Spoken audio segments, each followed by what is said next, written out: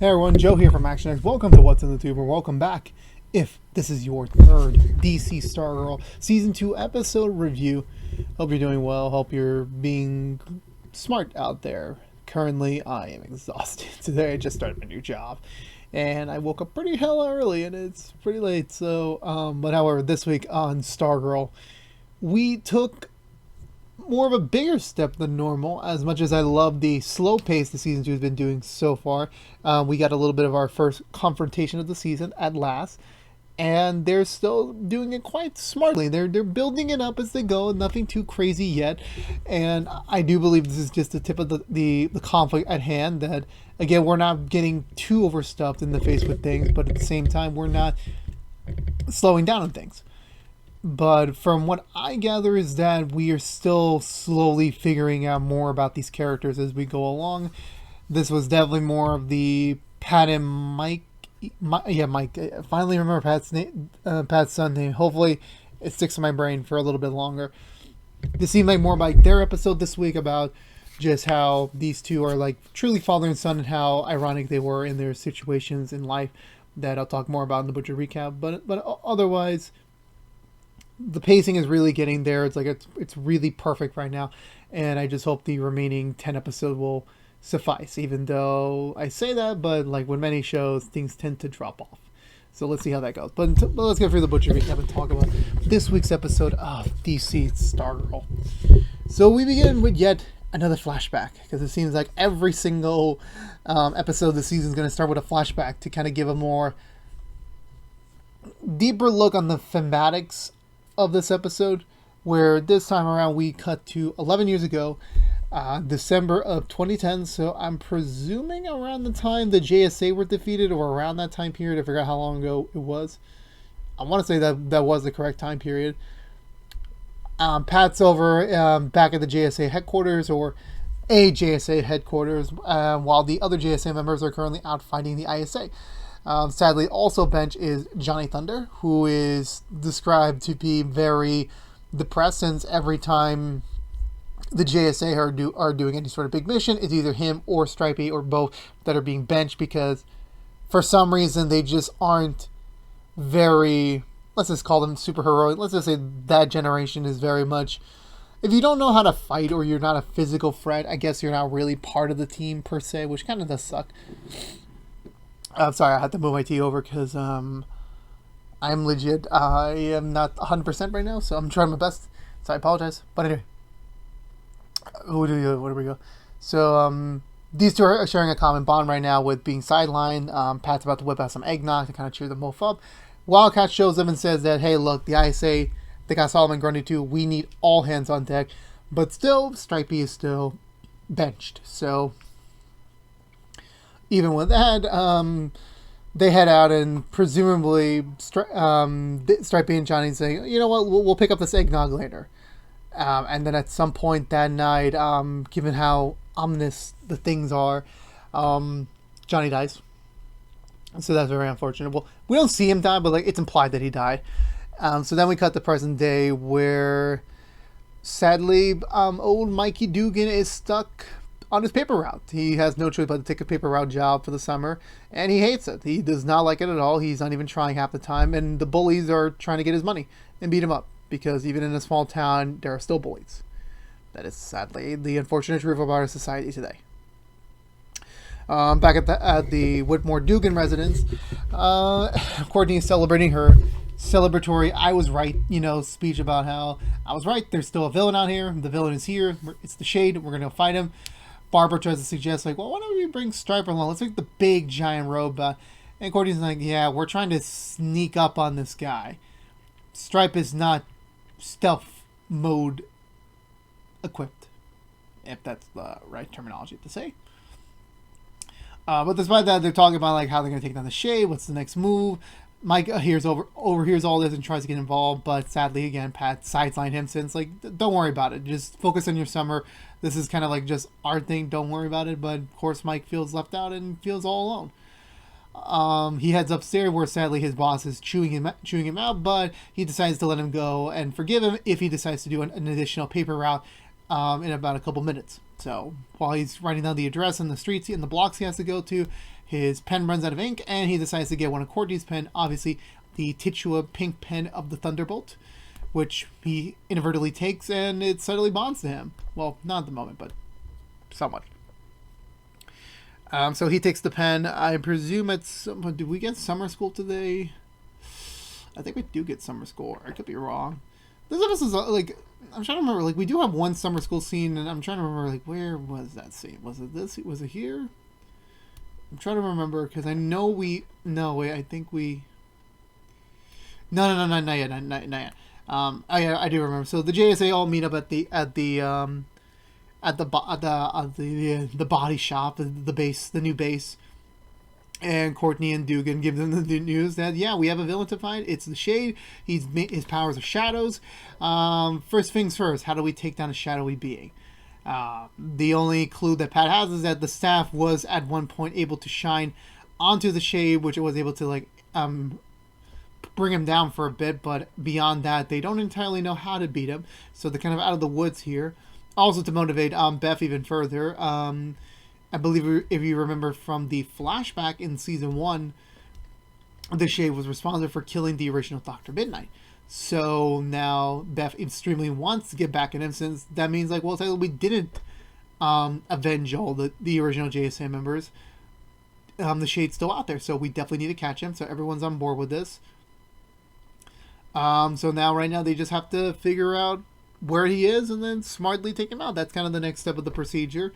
Meanwhile, Mike is on his next paper route, and at some point he accidentally activates the pen, but by using the terminology, which I did not research this ahead of time, but I'm gonna pretty much get so cool. It basically means so cool, but it's in another language, so it's kind of similar. It's weird. Also, my mask is falling apart.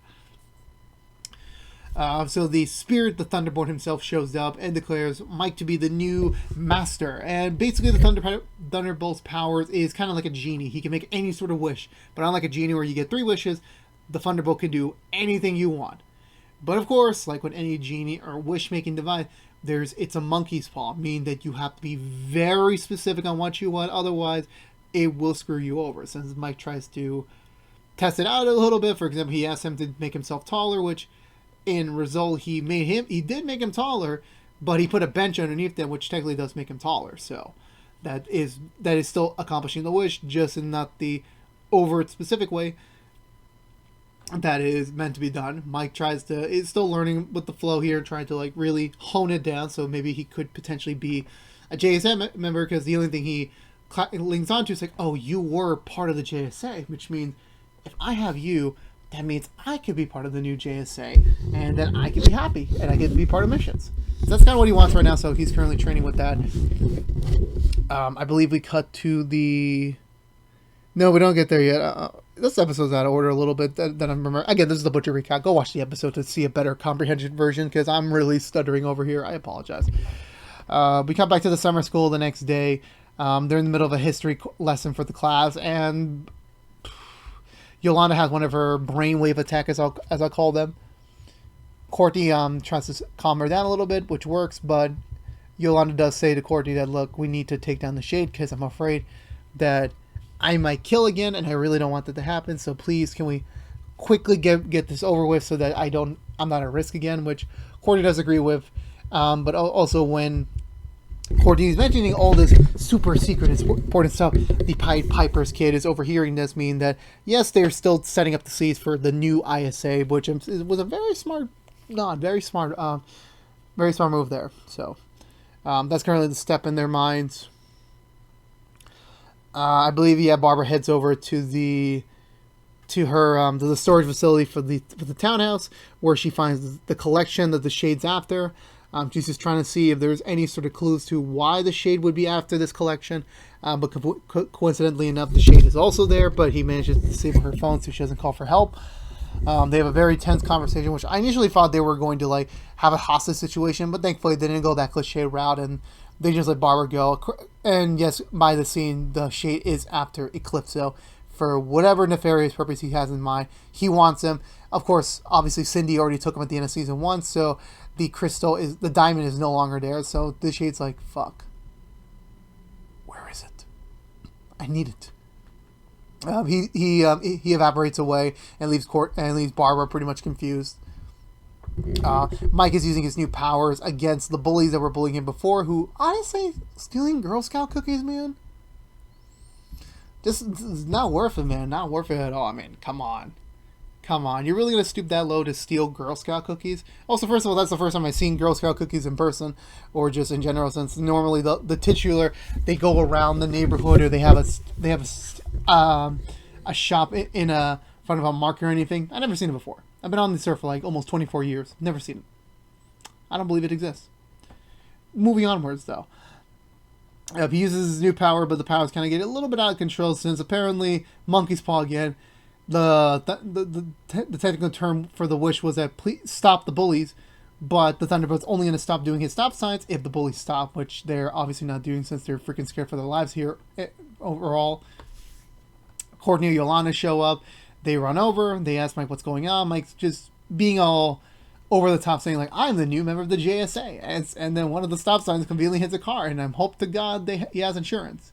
And I don't even know how they're going to explain to insurance a stop sign literally fell in our window. That's going to be a very fun claim for them to do, and thankfully that was not me. So they regroup back in the auto shop.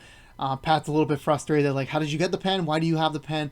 Give me the pen. The power is just way too much for you. You have no understanding of what the capabilities are for this power, so it's better that you give it to me." Although even though Mike does hand over the pen keeps coming back to Mike, so it's not letting go. So Pat decides, you know what, let me just have a talk with him. Let me see if I can talk him out of this, attachment thing. So he does. It's a very nice, again, it's like one of the rare, like, here is a JSA member talking to a JSA member. This save honorary since one is a sidekick and the other one's technically honorary, because you know what I mean. You understand what I mean. So they have a talk about things, catching up a little bit, and the Thunderbolt's like, "Look, I lost my old master, and his last wish for me was to find someone new. I only can attach myself to people who have a very similar mindset than me." In this case, Mike is very sad. He feels left out. He doesn't feel belonged anywhere, similar to the Thunderbolt. So that's why they kind of attach to each other. And it gives Pat this like additional understanding, like, maybe I haven't been paying attention to my son as I was thinking of before. So they... What was that next thing? I'm trying to remember. What was the next thing? Oh yeah, so outside, Mike is awaiting the results of his JSA selection. Courtney says, like, "Look, mostly it's not my say. I might be the leader, but, Pat's the dad in the situation, so he can just override my leadership choice." But Courtney decides to give Mike a chance, because, like, at one point, Courtney was where Mike's at, just starting at his superhero journey, that he does have a chance to kind of be out there and help them out. So this is the right first step, and she should really support him right now and get him involved. So he does. She does. Everyone's on board with this. Of course, Pat's like, hell to the no. It's my son. This is a very uncontrollable power that he still doesn't know how to properly use. So I do not think this is the best approach for their time. But eventually they managed to convince that, okay, what if we just use the power to find the Shade, and then we take him out, so that we still have Mike being useful to the team, but also getting rid of the Shade. So Pat's like, okay, fine, we'll do that. That's technically okay in my books. So we get like a very funny montage where they're just trying to create the perfect choice of words to get what they want and also not burn them in the ass.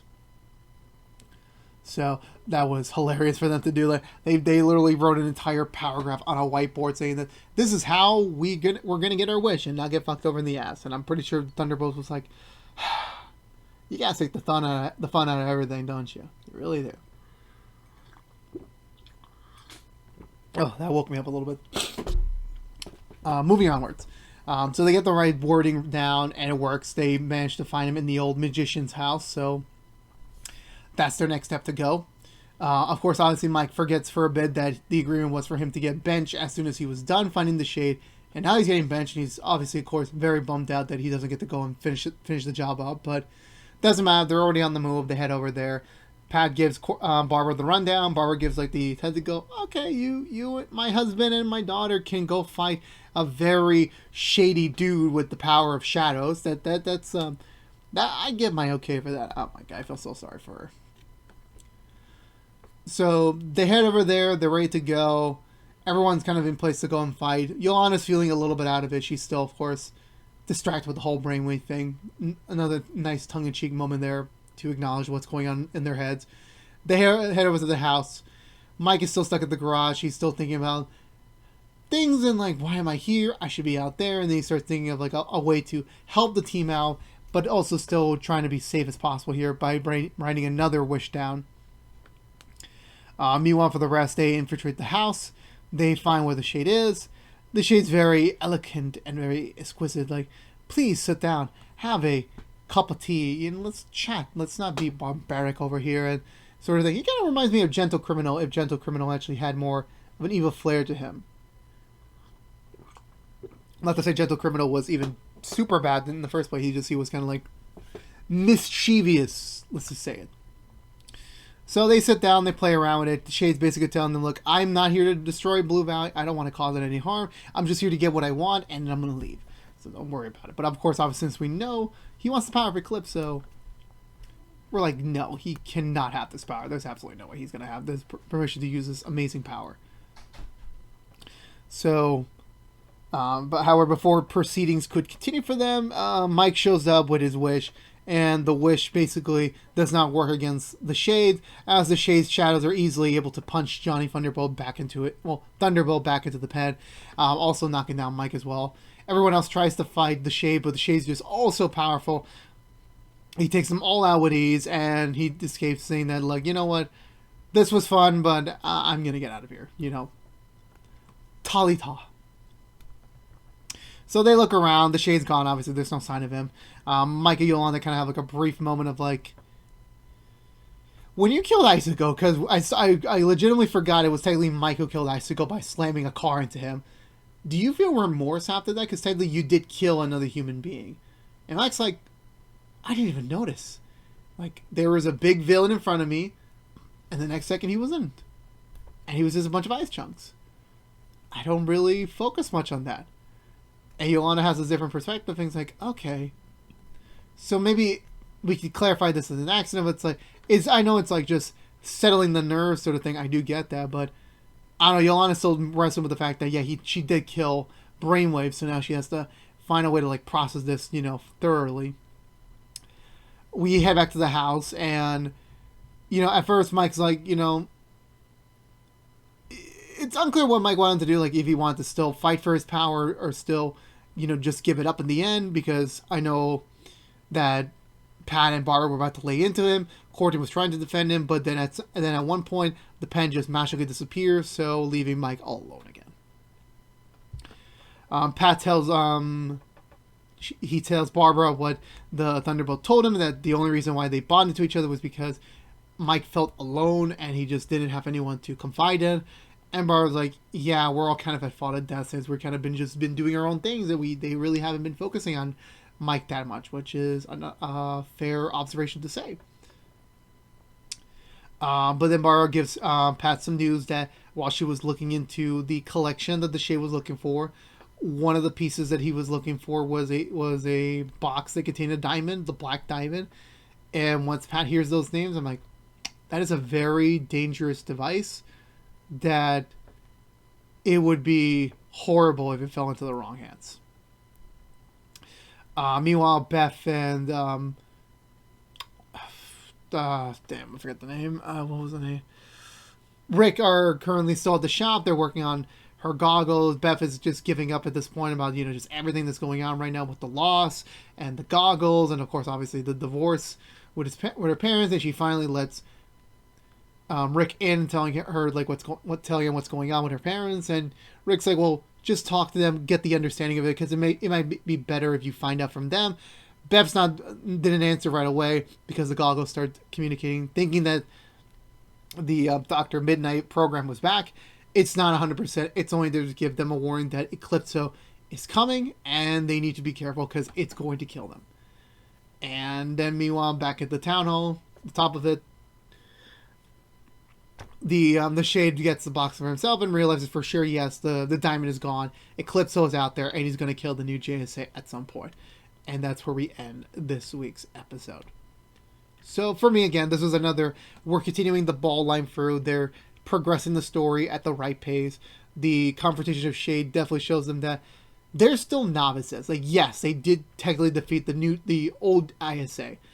But the Shade is just something like he's untouchable. He's basically like Icicle, Brainwave, Tigress, Sportsmaster, and Solomon Gray, they were all physical threats. You could technically punch them out at some point. With enough strength, you could beat them. The Shade is a shadowy being. It's impossible to punch a shadow, and not every one of them has, like, most of them are either not powers or they're physical powers. So that makes it difficult to fight someone like the Shade. So right now, the Shade's more going to be thinking of like a strategic way to take him down than just an all-out fight. So very thankful they decide not to end the Shade stuff this early on. I know it's like blasphemy to think they're going to do it now, but like with everything they're doing right now, with everything else, with all the storylines, I was thinking like maybe they were going to like get rid of the Shade quickly, but they're not. So I'm very thankful. There's more about the Shade than we're not understanding. There's some choice words he said throughout the JSA chat, especially the one on Midnight, that he may have not killed Midnight, or there's more to be said there. But we don't entirely know everything right now. We don't. Mike becoming a hero, that's very much up in the air, because we'll see. Because the Thunderbolt seemingly has chosen a new user. Who is this new user, and what's his backstory? Who knows? Could it just be the Thunderbolt playing a game? Again, who knows? They're just asking the more questions, but the right ones, and hopefully we will get the solutions fairly quickly on. And yeah, again, slowly with the stuff. Beth in the divorce storyline, Yolanda with the headache, Rick very tiny with the Solomon grinding. These are all very much baby steps because they know like what they're getting into this season. So like they're all very much baby steps. We're going to eventually accelerate down the line once we get closer to the end. But right now we're just at the start of the story, so there's still way more to go and still way more to do. And for me, I'm going to give this episode 2 thumbs up. Another solid episode for Stargirl, as always. And let me know in the comments below, what did you think of this week's episode of Stargirl? Do you love it? Do you hate it? Talk to me down there. I'm always open for conversation down there in the comments below. So I think that's going to do it for me, everyone, tonight. So if you're unaware, this morning. I keep forgetting I'm recording this at night, and these are uploaded in the morning. It's not really morning. Like if I open that curtain right now, it's dark as hell. So understand me if you will. But again, this has been What's Up the Two from ActionX, reviewing every episode in the second season of DC Stargirl. If you want to know what we're doing overall on What's Up the Two besides our DC Stargirl reviews, we're currently doing Walker reviews each and every Friday mornings after a brand new episode on Thursday nights on the CW, or free the next day on the CW app.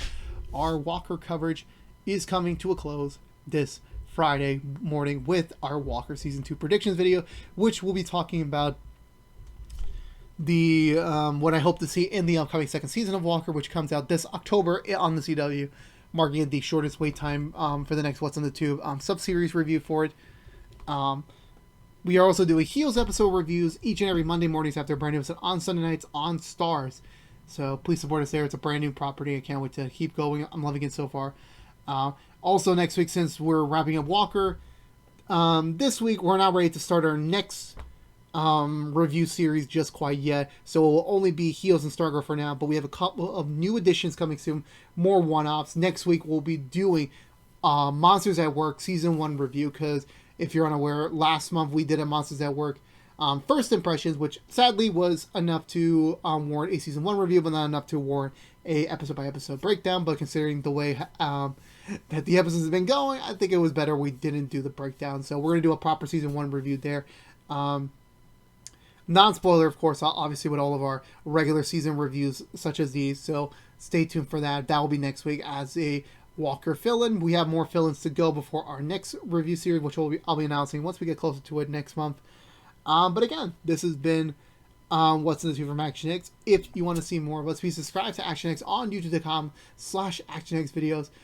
Ring that bell for notification when our next Stargirl review is live, which is each and every Wednesday morning, as well as follow us on social media to stay up to date with any sort of updates for the channel, including our brand new Instagram page, and make sure to like, favorite, share this review if you want to, but it helps us get it out there to other members of the Stargirls. It helps us get it out there to new people who have yet to discover us, as well as sharing us for free here on the internet.